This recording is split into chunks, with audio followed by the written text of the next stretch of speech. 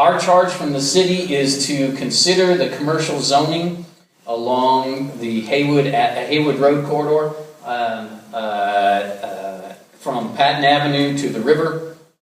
The objective really here is to implement the vision of the Haywood Road Vision Plan. That was an exercise over the last couple of years in this area that didn't lead to a formal document. It hasn't been adopted, but it does provide us with some background and some vision. This is in some sense a demonstration project. If this form-based code turns out to be a successful approach to zoning, it may well be a tool that is used elsewhere in the community. The intent here is really to balance the modes of travel that you see along the corridor. Today, I think most of us would agree the balance is heavily weighted towards the car. Not very good for the pedestrian and not very good for the biker. And the discussion is really about appropriate heights, the setback of buildings, the building placement, the location of parking, and what kinds of uses might be here. During the course of this week already, and during the course of this project, we're going to work with the community and the stakeholders, people like property owners and others, business owners in the area, city staff, and a selected steering committee who are going to serve as a sounding board for us, and eventually elected and appointed officials. Eventually this project will go through the Planning and Zoning Commission and on up to City Council as a new zoning text and a new zoning map are adopted. So some of the ideas from the vision plan: enhanced transportation, historic preservation, transitions and form and character issues that came out of the 2011 survey that was many of you responded to, economic development desires, perhaps some sharing of parking and reduction that might encourage reuse of buildings, some safety issues, crosswalks, wider sidewalks, reduced curb cuts. All of those were things that have been brought up in advance of our even coming here the first time. We've been here for almost a week. We got here on Friday and set up our studio, toured the project area. On Saturday morning, many of you were involved in the hands-on design session. Those hands-on design drawings from the 6 tables we ran are over here. About 55 people were there on Saturday morning. We then began work in our studio on Monday night. We held an open house. Many of you came back to check up on us, and we're now at the final presentation. We should consider this a work in progress. Nothing you're seeing tonight is set in stone. This is a continuing conversation. This is a consultant set of ideas for consideration by the folks in the corridor and by the professional staff at the city. So here's Friday's site tour. I guess the most exciting moment on the tour was when the woman on the bike came up behind us and just about ran us over, and we just about ran over the lady with her jogging stroller who was coming along the sidewalk, and we all had to yield one to the other before we could sort it out. It's a great example of what happens, I think, on a regular basis on the corridor. People also don't appear to understand state law about pedestrians and crosswalks around here. It's unfortunate we can't have the little signs in more frequent places because it took me a while to get across the road. I did at least keep from dashing. I perhaps just walked fast. The Saturday morning hands-on workshop, a great experience. 6 tables working on challenges of the corridor today, explaining what they think the strengths and the weaknesses of the area are, and then helping us understand their desires for the future of the corridor. And then a reporting back of those from one table to the other so that we could all explain and all hear the ideas. Some of those big ideas show up here on these fabulous table drawings. Those are what are up here on the wall if you want to check them out. But some of the key things that we were hearing from that experience: more green space along the corridor, preserving the existing character, new buildings compatible with existing buildings, thinking of Haywood Road as a destination and not as a through corridor, as just a way to get somewhere else. Providing a diversity of uses, keeping the neighborhood serving uses, the practical kinds of things that people walk to and use on a regular basis. Trying to make sure it's not all restaurants, boutiques, and coffee shops. Avoiding the dead zones that we've got today, filling in some of the gaps and eliminating the blank walls over time. Interstate 26 in Haywood was clearly once seen as the heart of West Asheville in the old John Nolan plan. It's very clearly shown. And then, of course, the federal government helped you out by making sure that this big new artery went right through the heart and really took the heart out of this area in many ways. Parking remains an issue. We need to promote more shared parking and more joint solutions to parking. Higher density housing options, providing residential eyes on the street, slowing traffic down, safe places to bike and walk, undergrounding utilities, wider sidewalks, improved pedestrian crossings, places to linger and spend time along the corridor. Those were some of the biggest ideas that came out of the table drawings. At the end, we tried to provide a little written opportunity for people to comment, because many people don't necessarily feel comfortable commenting in that very public setting. And we want to make sure that we get people's true feelings, and so providing them an anonymous way to respond is very helpful. So you get a sense here, you know, hot, hard, disjointed, patchy, crowded, somewhat blighted. People have a strong sense that there are still problem elements in this corridor. We ran an open design studio down below the fire station, perfect tuck under parking example, where you could get in from the back of the building. Was a delightful space to work in, except that we discovered just about everywhere in Asheville the internet's really patchy. And for outsiders, that's a real challenge. We tried to design in public. Many of you got a chance to drop through the studio and talk with us. We try to make this a transparent process, leave people the opportunity to ask us questions and explain their personal situation so that we can understand better what's going on in the corridor. We did a lot of site analysis in this instance. Many times the concept for the corridor kind of pops up right away. In this case, it took a lot more digging around and a lot more understanding of the fabric of the corridor.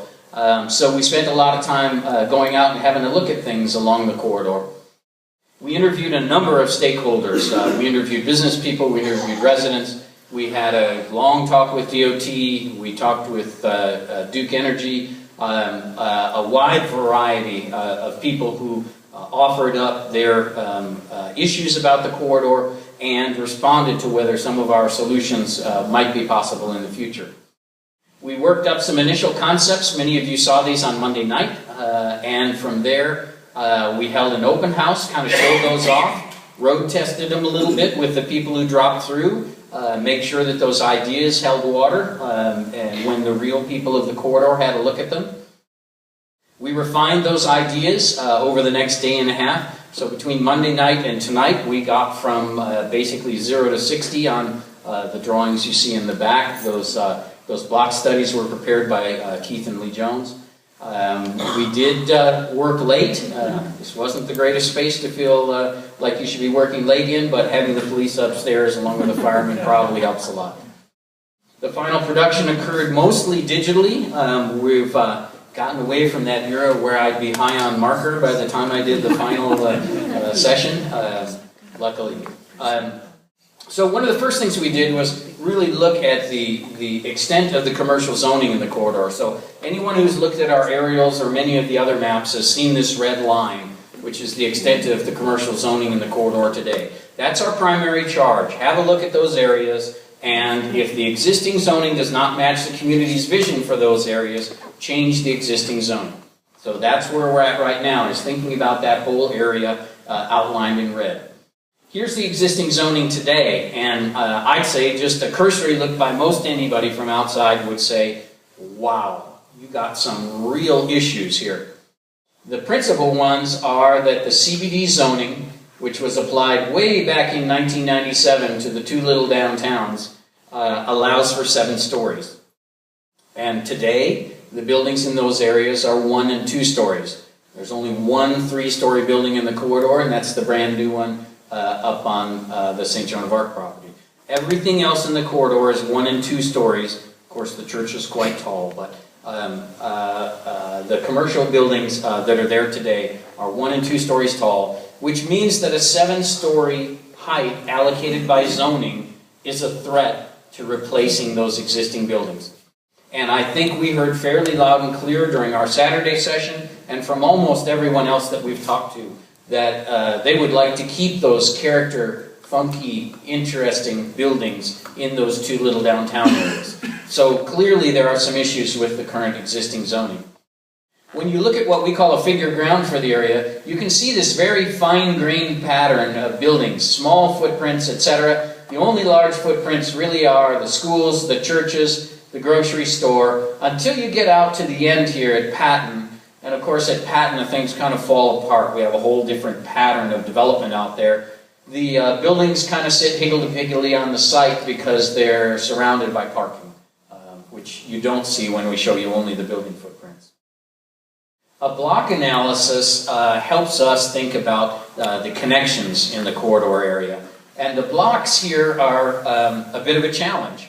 If I miss a parking space on Haywood Road and I turn right thinking I'm going to be able to go around the block and come back and snag that parking space the next time around, it might take me 20 minutes to get back up from that right-hand turn. And in fact, the street network is more dendritic, meaning it looks more like veins or tree roots than it does necessarily like a full network. You can go down many of those side streets and your only option is the driveway at the end at somebody's house, and that's your turnaround point to go back up. So quite the challenge here in the corridor, managing the street network and the large block pattern, most of which comes from the extreme terrain that you've got, the road running along the ridge, the residential areas falling back away from that. One of the other things that we wanted to look at is really where were those buildings that were built up close to the street, that original fabric and pattern from long ago that people like so much. And so what you're seeing highlighted here are buildings that actually are pulled up to the street and have good windows and doors. And one of the things that sticks with us is they're concentrated in the two downtown areas. Those are the two concentrations. There are some elsewhere, but for the most part they are just east of the interstate and in the core of the West Asheville downtown. One of the things that people said to us on Saturday morning is, well, we'd kind of like to see, mixed-use buildings just kind of in the rest of the corridor. They're very focused on the existing building footprints in those downtown areas, but in areas that need new buildings, 2 to 3 story mixed-use seemed to be what everybody was talking about. One problem in the current marketplace is that for the most part, 2 stories isn't built anymore. So great buildings like the Bledsoe don't show up much in the marketplace anymore because they don't make economic sense. It makes more sense to do a 1-story retail building or a 3-story mixed-use building from an economic perspective. And so we wanted to look at that 3-story mixed-use building. And so this little drawing is a 150-foot wide lot. If there were a 60-foot deep commercial building, it would have a ground floor of 7,800 square feet, maybe big enough for 1 restaurant and 2 other little retail bays on the downstairs. And up above, really genuinely room for about 5 units per floor, 10 units altogether. The parking demand for those, not the requirement from the city, but what the uses actually require in today's marketplace in order to park themselves, means that we have to have a 200-foot deep lot, even though we counted these 5 street spaces, in order to park that building. So, next thing we did was look for the 200-foot deep lots. So all of these lots have commercial zoning, and they're 200 feet deep. And it looks like we've really got a lot to work with here. The trouble is, that's the real picture because the other ones are churches. The churches are very deep lots here, and they all show up in that analysis, but of course they're not all available as commercial parcels. In fact, most of the churches are in reasonably good condition. So we have a limited set of parcels that are really viable to be 3-story mixed-use buildings. One of the other ideas was, well, you have so much grade change here, shouldn't we actually think about tuck-under parking, meaning the building up above and a lower level with parking underneath? Because the grade is falling away from the corridor, and as you go down the hill, you could go down that side road and in underneath. The police station community room where we worked is a great example of that, where you could come down the hill on the side and come in 1 level below. So these are parcels in which there's enough grade change and they have commercial zoning such that they could develop with tuck-under parking. There's at least 15 feet of grade change there. So again, kind of putting all those pieces together has given us a strong idea of where the corridor might go. But one of the other key pieces is what's going on in the marketplace. And I apologize that neither Todd Noel or David Loby from Noel Consulting Group are here, but they've left me with their data, and to the extent possible, I'll be glad to answer people's questions. I'm going to try to highlight a few things out of the market material, and it will be made available on the web when we have done the Charrette report. It'll be an appendix to the Charrette report, so everybody can dig through in detail if they'd like. Residential demand in the corridor. Annually, there's a demand in this corridor for new homes, for 92 single-family homes, 50 townhouses, and 24 condos. 170 multifamily units could be built in the corridor and snapped up by the marketplace every year. So there's significant pent-up residential demand, and especially if you add together, we can't meet the single-family demand on the corridor, but if you add together the townhouse, the condo, that's 74, we're at about 250 units per year could be built in the corridor itself. The retail demand that was looked at, they developed a special local retail trade area based on conversations with folks here about what that trade area might be. Basically, this big red circle is a 1 mile radius, and so for the most part, the trade area is kind of a 1 mile radius. But instead of just drawing the simplistic circle, the computer now lets us look at numbers on a more sophisticated polygon there. So that's the trade area that they looked at. And here's where we fall on retail demand. To me, the question about retail demand in this corridor is who's shopping there? Who are we attracting with our activity? So these darker blue pieces, that's you people in the corridor. So for example, you are not very much of the bar and restaurant retail sales demand. You are not very much really of the overall total.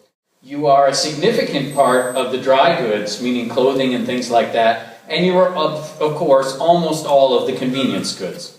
So if you're going to the convenience store in the corridor, it's most likely someone who lives here. But the real challenge is the bars and restaurants are attracting the tourist economy.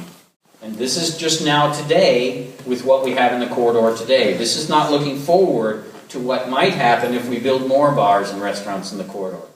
You are also not a big piece overall of the full retail demand.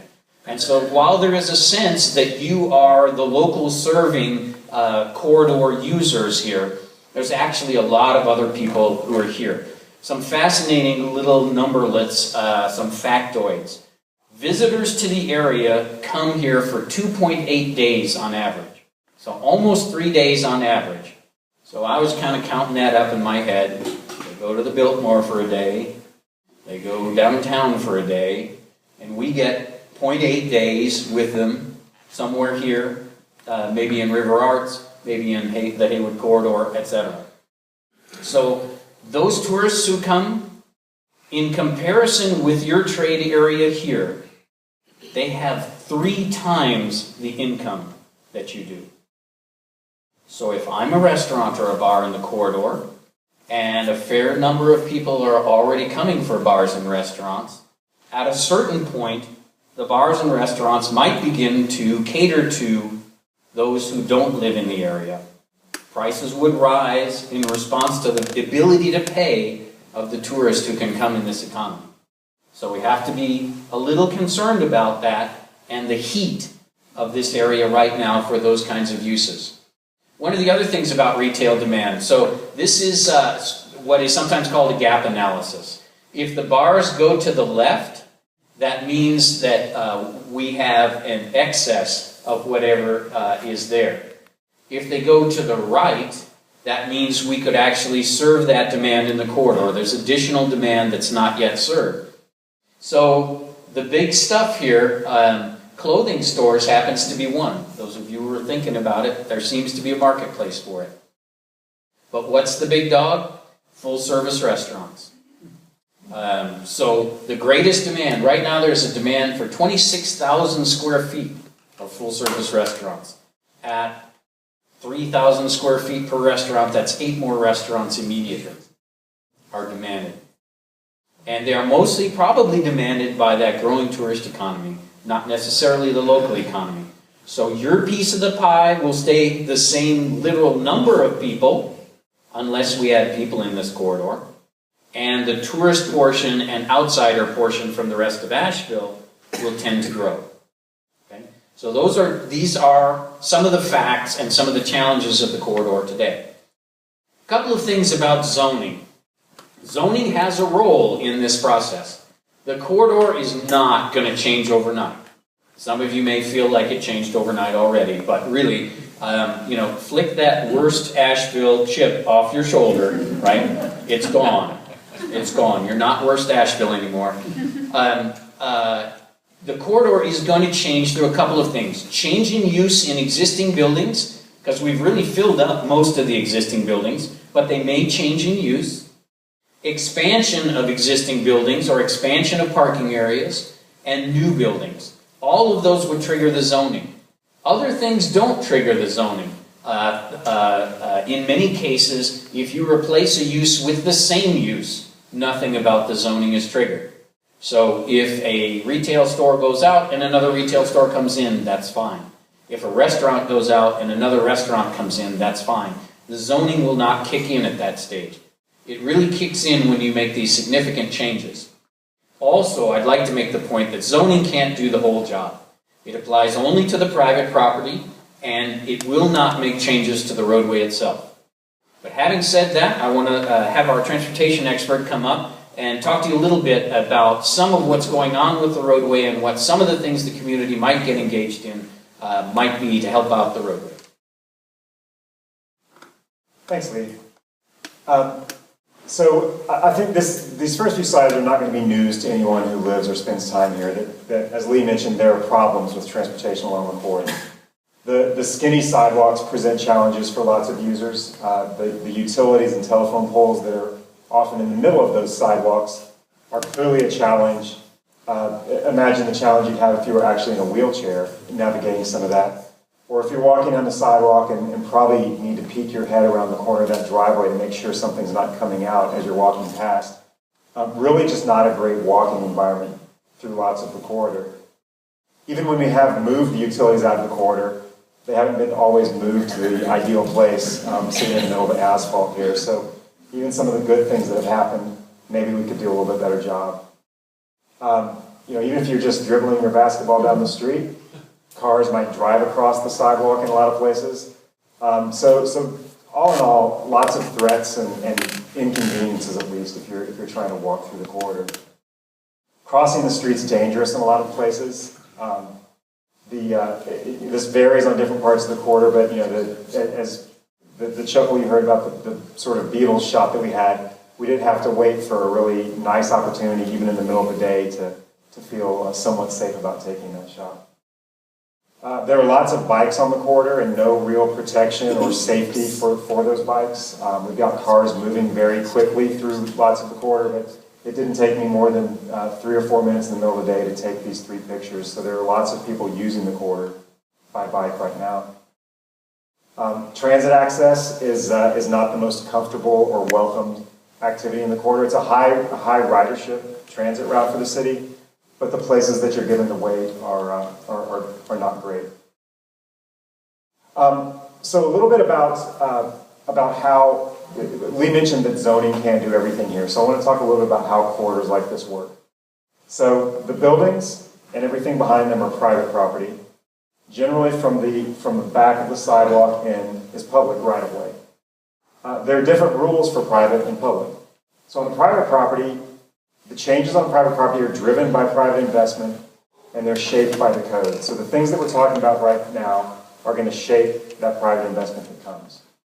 Within the roadway itself, those changes are going to be driven by the community and implemented by the city or state, since this is an NCDOT route.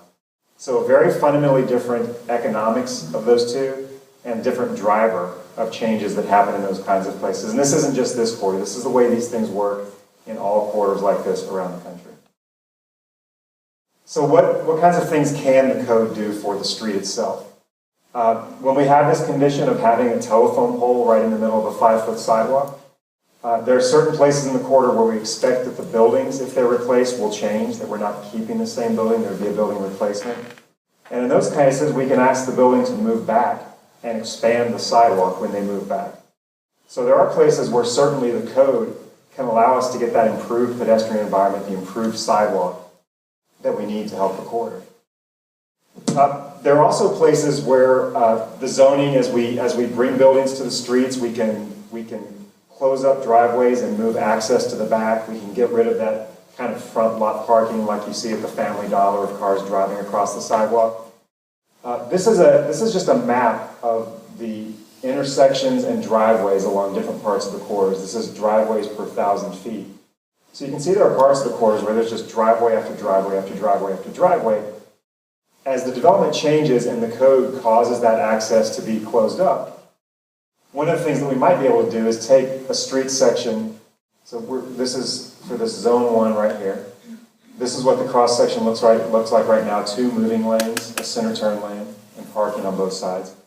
If we can close up a lot of those driveways and allow that access, perhaps in the future we don't need this center turn lane anymore, and that gives us 11 feet to do something else with. What we drew was perhaps it could be 5-foot bike lanes that you could do with that 11 feet, but you could also have what's called a cycle track. You could put a protected trail on one side of the street where the bikes are. You could use that space for angle parking. You could use it for wider sidewalks to get a real tree line effect on the street. There are any number of things that you could do with 11 feet on a street like this. And again, that's another one of the things that the zoning long-term can do for us, is it can create that access control that can give us some more flexibility in how the space in the street might be used. So those are the main things that the zoning can do. But we talked this week about lots of other ideas that people have for the street to help solve these issues. So what can you as the community advocate and move forward to have happen to improve the corridor? One thing is shortening up those crosswalks. Bulb outs at intersections. Basically all bulb outs do is they take the space where cars are parking right now, they move the curb out, so those crosswalks are shorter and safer. When you stand at the edge of the curb, 8 more feet out, you're much more visible to vehicles. Much higher likelihood of those vehicles seeing you, slowing down, allowing you to cross that shorter distance safely. We can also use those bulb outs to, again, move the utilities out from the middle of the sidewalk and out to that bulb out. Or we can use those bulb outs to create reasonable space for people to wait for transit vehicles instead of having to sit on someone's retaining wall or stand behind a telephone pole. What lots of cities are doing in places where they're trying to create a change in behavior is putting out the crosswalk signs, the state law stop for pedestrian signs. There really isn't any technical reason we shouldn't have a lot of those along the corridor. We've got the one right now, which is a temporary sign that the church can move in and move out as pedestrians are present. But having more of these along the corridor would probably create a greater sense of safety and confidence for pedestrians that are crossing. And probably lower vehicle speeds as well. New crossing locations. There are places on the corridor where there's not a crosswalk for 1,400 or 1,500 feet. That's 4 or 5 city blocks of distance. And in those areas, that zone 1 we talked about before, people will park across the street from where they're going and just kind of jaywalk across when they have an opportunity. Not very organized, not particularly safe. So finding places for new crossing locations, either signalized or unsignalized, is something that we can do. The vehicle speeds vary a lot along the corridor. The signage, the speed limits along the corridor are very up and down. So you have 35 up here, you have, for the most part, 20 along the core part of the corridor, and then back up to 35 here at the end. Depending on which direction you're going, it's not exactly clear when the 20-mile-an-hour zones start and end, but they are there. But the design of the street isn't telling you to go 20 in some of those places, isn't telling you to go 35 in other places. So long term, we want to have the design match a little better to the sign, to the speed limit that's posted, particularly in these 20-mile-an-hour areas where we have lots of mixing of pedestrians and bikes and cars. One of the tools that we talked about that can help manage speed is roundabouts. We took an idea of what would a roundabout look like here. So we took the roundabout that's up across the bridge near the River Arts area and just laid it into the Sand Hill intersection to see what that would look like. As you can see, it doesn't take out any buildings. It doesn't really take out much of the property. This little corner of the bank here is about all it does. So that roundabout would take up about this much space. You can't drive around a roundabout much faster than about 15 miles per hour, so they really do a good job of braking vehicle speed when they're in a corridor periodically. So not necessarily the solution, but an idea that the community can look at and advocate moving forward if it's something that makes sense. And then in terms of bikes, the city has a bike plan. For this corridor, what you see in blue is recommended as striped bike lanes. What you see in orange is recommended for shared lane markings. So those areas in the blue would be recommended to have some marking like this, a bike lane. What's interesting is that out in this part of the corridor, you have 2 moving lanes and no on-street parking, but those lanes are 15 feet wide. So all you have to do right now is go out and paint those bike lanes in. There's already a climbing bike lane that the city is moving forward with right here. So really everything from here to here involves nothing more than paint to get the bike lanes and to get the shared use lanes right out there now. There's no real construction cost, just paint on the asphalt. We can even get creative with how we're using the street space. So perhaps in front of the bike shop, taking 1 parking space and making it 20 bike parking spaces would be a good business move. This is a bike bar in Pittsburgh that changed the parking space into a bike corral. It's, as you can see, is very well utilized and is really good business for the business user that's right there. So what can you do? If the zoning's not going to do this, what can you guys do about it? So the first thing is to agree as a community on a vision for this corridor. What do you want the street to be from block to block? Select realistic priorities for the projects. Which things do you want to do first, second, and third? And then advocate to get those projects programmed every year. So for example, as I mentioned, striping that bike plan is a very low-cost item. It would be very realistic to get that into the city's capital program in year 1. Perhaps in year 2, we can install a few bulb outs to shorten up the crosswalks at some key locations. Maybe some of those pedestrian signs to give people an image that this corridor is changing, the way it's used is changing. In year 3, gain approval for 3 new crosswalks and 3 new bulb outs. None of those are high dollar. All of those are things that can happen quickly and change the use of this corridor very effectively. So as Paul noted, the road is fundamentally not a part of the zoning project. We are going to write all of these ideas up. They'll be in the Charrette report. You can use the Charrette report to beat anybody over the head with who might have some money to do some of these kinds of things. So those ideas will be memorialized and you'll have some of the visuals that we have here that can be shared. What is this project really going to do? Well, it's going to try to fix the zoning. It's going to try to achieve on private property what we need to achieve to make sure that the growth of West Asheville is in the best interest of both the property owners along the corridor and those who live near here and use the corridor today. So those of you who might have had a look at that map in the back, the zoning concept map, this is an idea that if you were at the earlier workshops, this is the red and pink and brown map that you saw earlier, split into a slightly more refined version. And what you're really looking at here is a fairly limited set of different ideas. It starts with the notion that out at Patton Avenue, we could have something that is a significant town center. We could redevelop that area over time. We could have buildings there that have taller heights. We all have a stomach for it near Patton Avenue. It could be a more intense thing.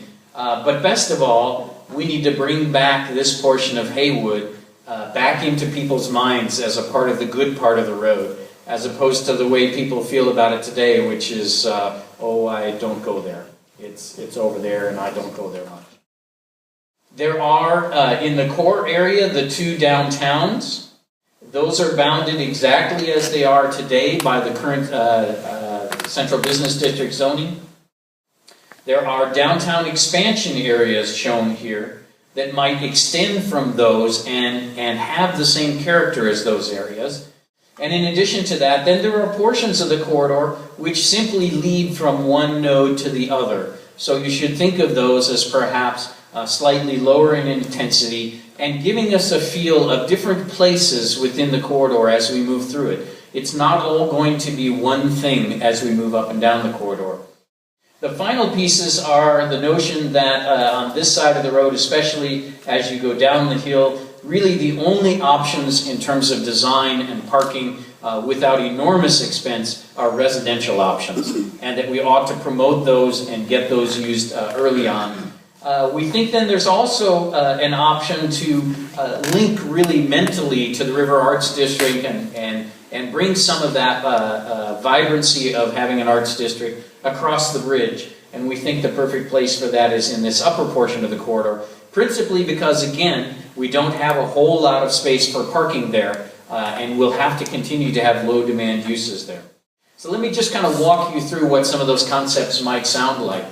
Retaining the existing buildings and the historic character and gently infilling the vacant sites in the two downtowns. I don't think anyone meant what the zoning says now. Replace it all with 7-story buildings. So this is the alternative that we're proposing right this minute, is keep the core heights down to the existing building height so that there is no economic incentive to remove any of the great old buildings that are there. Expanding the downtown, where we have gaps today, where we have projects, whether it's Ingalls or the old empty gas station kitty corner from it, or the Builder's First Source here, there are opportunities to bring back the pattern of the downtown areas on some of these fairly substantial sites and do infill development, low rise, 1 to 3 stories, if it's residential, perhaps up to 4 stories, but expanding those downtown ideas outside of the existing downtown areas. Instead of tearing down the existing 1 and 2 story buildings, we're really saying, please, please build in the next area over and connect up to our downtown instead. The corridor pieces that sit in between, there's a chance really here to fill in the gaps that exist today. Focusing on reusing those existing buildings because, again, many of these sites are shallow and parking challenged. That's why many of the houses still exist in these portions of the corridor. But mixed use would be pulled up to the street. Office and residential uses could be set a little bit back from the street, giving us a little greener feel in this section, perhaps a different feel than those downtown or downtown expansion areas. The artisan notion relating to the corridor itself, to the River Arts District and the kinds of uses along the river, it has to be low parking demand uses because there is no space unless we're tearing down a bunch of buildings. You're either on a shelf under a bluff for much of that corridor, or when you finally get up towards the top, unfortunately, the neighborhood is immediately behind the buildings. And there's not a great way to provide substantial parking in those areas. Finally, the concept of a residential edge as we go down the hill, hopefully with a fairly green front piece. We could see it even more highly landscaped than what you see here to try to retain some of that green feel of the corridor as it goes down towards the river. And finally, a town center that could exist out towards Patton Avenue. Right now, the kinds of building scale that you see here are the kinds of things that the existing zoning would do in the CBD areas. We would take out the ISIS, we would take out the Bledsoe, and put this in if we were building new buildings under the code. So we've got to change the code in those areas to make sure that the right place for this, which is out towards Patton Avenue, is the only place where these kinds of heights could be. So this is a block study. The 2 block studies are up in the back of the room. You can have a look at them afterwards. We did have a little trouble with our branding. It's a little challenging around here. You guys have not named everything yet. We certainly have heard people say East-West Asheville, and this is the piece in East-West Asheville.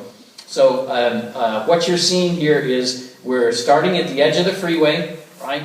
This is the building that has second gear and the school building. The black buildings are ones that, say perhaps in 15 or 20 years, we would expect would probably be kept. And they're either kept because they're great buildings or because the sites they sit on are too problematic to redevelop. So what could happen here? What could the code actually encourage as patterns of use that we might grow into as the corridor changes over time? Let's start maybe in the center here where Builder's First Source is. Significant site, 240 or 250 feet deep. Right? So it clearly fits our mixed-use buildings. So those sit up along the street in the front. They have relatively small footprints with gaps between the buildings, not one huge bar all the way across. And there's actually enough lot depth to surface park all those mixed-use buildings 3 stories high, and actually offer some townhomes back along the back with a green edge, sort of a courtyard area that they can look at back in the back area. So alley-loaded townhomes that have their own green spaces privately back in the back. Now, if a 4-story residential building came, and we've shown one right here, we've actually shown an intriguing kind of structured parking in which from one side of the block, you would drive onto the top story of the parking deck. From the other side of the block, you would drive farther down the street, down the hill, and you would drive underneath, right? So that's the kind of parking deck you're seeing here. It would be accessed on one side underneath, and on the other side up at the top, and you would be on the top floor. And that could actually serve a 4-story residential building up against the street. And that's about the maximum extent that we can fit on those sites. There are other examples here of where things like new green space could be fit into the area, where additional green space could extend back through a site and serve to orient townhouses. The townhouse development shown here again as an edge to the neighborhood.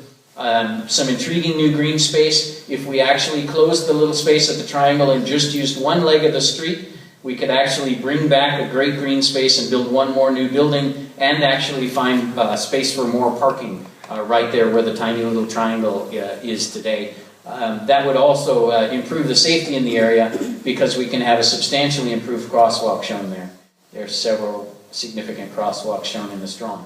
So just an idea of what the kinds of rules that we have in mind might generate on the ground when you're looking at those building footprints. West Asheville, we didn't have a better name, I apologize. This is the area stretching sort of west of that downtown area. So this is the African American church. Right here's the police and fire station and the library. The funny old original restaurant from the corridor that's now the sports building. I guess for those of you who are newer, the brand new only three-story in the corridor building, sitting here with its new footprint for the additional building that is intended to be added soon. And here you're seeing some similar kinds of ideas. For example, if you want to drop down the intense feeling of the corridor along here, one of the things you could do is set one of the buildings back and create a plaza space out front. It would be allowed under the code, and those kinds of plaza spaces could be very important, for example, to a new restaurant use. You might see mixed-use buildings on the site with the deep ravine with some opportunities to actually reach 1 story down on the backside. So we're all concerned about the affordability of housing. Well, we actually could have a set of housing which was down on the ground floor, admittedly facing the parking spaces back behind, and therefore cheaper to rent. But those kinds of lower level apartments may make good sense in this marketplace. There are not very many deep sites here, so what you're seeing is either a residential building in most cases, or if it is a mixed-use building, then you'll see the deeper parking lot behind it. Opportunities for townhouse courts or other intriguing forms which would have a great street edge facing the street, but also provide green space on which the townhouses front provide great access and garages back in behind. So a number of ideas floating around there. Perhaps one final idea from this drawing. Here we're showing garages which perhaps could have modest-sized units above the garage back in the back, and again provide some affordability in addition to the main building, providing some accessory units back above in the back. So just some ideas about what actually fits on the ground on some of the real sites in this area. So really, one of the challenges here is what happens at that edge between those mixed-use and commercial developments and the single-family development that's there today. So basically, what people do around the rest of the country is 2 things. They either provide a transition like wall and landscaping, which is on the commercial side, and it's a very abrupt transition, but it's typically landscaped well. We can see an image of something like that here. A landscape transition is one acceptable way that people deal with single-family detached up against commercial. But in many other instances, we have a land use transition. And we think there are some opportunities for some new residential options that would provide a land use transition in this corridor and strengthen both the neighborhoods back behind and the interface with the commercial area over time. One final thing about those transitions, frankly, there are other ordinances that need to be enforced to make the transitions work. People are having parking problems now. That needs to be enforced. People are having noise problems now. There are noise ordinances which apparently are going unenforced. There are nuisance violations, things like trash, tall weeds, all kinds of other kinds of things, which again, if they are part of exacerbating that interface, we ought to be enforcing the other existing regulations we've got. But one of the ideas that we're putting out there, we're uncertain what the boundary might be, but we've shown one here, is that there ought to be some kind of significant area in which some of those new housing types could occur between the commercial and the single-family detached area now. Now, currently the zoning of almost all of this is multifamily, either RM8 or RM16. So the change to multifamily is not really the change in zoning here. Don't think of it as that. The change here would be a change in thinking about the form of development immediately behind the corridor so that we could prepare new sites and do a better job of buffering ourselves from that adjacent development. So here's some of the things that are actually in the neighborhood today. Only one of them is serving as a buffer in transition today. The Mildred Avenue Courtyard Apartment actually sits right behind a great mixed-use building and serves as a pretty good transition to the single-family house that sits right beyond the Courtyard building. But there are also some attached homes. These are the city homes that are down State Street. They sit immediately behind and serve as a transition. And there is a cottage court further down, embedded further in the neighborhood. But again, another kind of use in which the focus of the cottages can be internal, and therefore it can function as a good buffer against something that has a bad edge, where we need dumpster access and we need trucks and loading and all those kinds of things, or perhaps simply parking. So we think this idea has some legs. We'll certainly be back to talk to the community about what that edge of a residential transition is. And just to let you know, this is in some sense a little bit beyond our scope. Our scope really stops at that red line of the commercial zoning. And so if the community is adamantly against the idea of having these residential transition options, we will certainly bend to the will of the community. But we think you should give it a little wait-and-see attitude. Let's draw up the district, have a look at what the impacts might actually be, look a little more carefully at the map, and talk about it a bit. With that, a little bit about next steps. We're going to prepare a charrette report after we leave that encompasses all of the things that you've heard tonight and actually lays that out in a document that will stand to sort of help people understand what the community is saying at this point in time. There'll be an initial draft of the form-based code before the end of the year. That'll be discussed at the staff level internally first.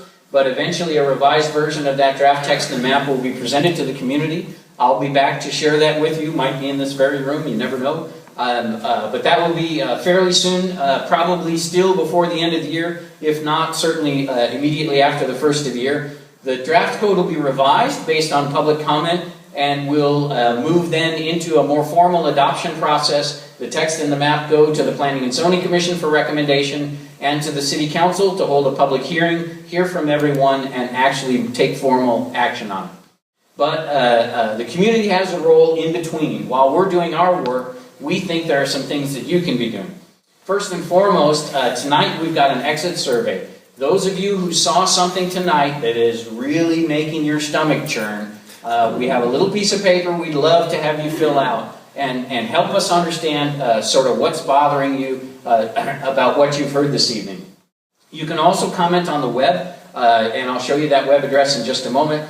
You can follow up on the key elements of the roadway itself. There are many things about that roadway that a little pushing on the city might actually get you. So having some of the local groups that are already organized here get organized in talking to the city about those improvements, including the bike striping and some of the pedestrian improvements, might be a great idea. And finally, I encourage the community to review the drafts. When the draft code comes out, that's the time to really talk about what would that code do to my property or the property next to me or the property I'm interested in, and really understand those issues. So with that, I hope you will continue to follow us. We have a website up at haywoodroad.code-studio.com. You can find that during the course of this project, and all of the project documents are actually going to be posted within a short while after our return home. You'll see this show and the drawings and other things. You'll be able to share those with your neighbors and continue the discussion so that we can hear your comments.